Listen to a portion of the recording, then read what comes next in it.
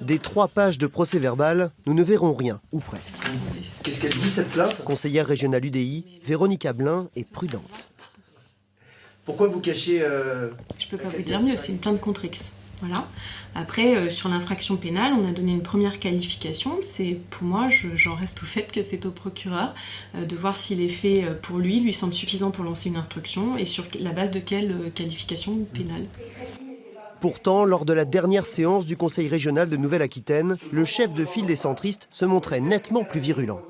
Le délit est pointé, l'irrégularité est pointée, c'est la signature d'emprunt sans délégation. Le responsable est identifié, c'est Daniel Parizeau. Nous avons tenté sans succès de joindre l'ancien directeur du budget et des finances de Poitou-Charentes.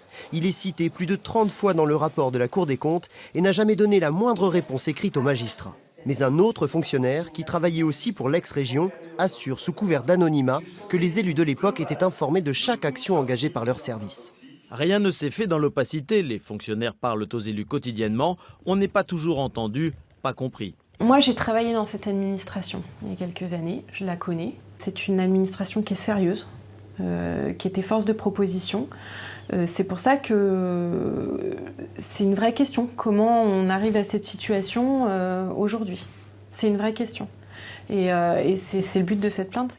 La balle est désormais dans le camp du procureur de la République. C'est lui qui dira si la plainte de la conseillère régionale est recevable ou non.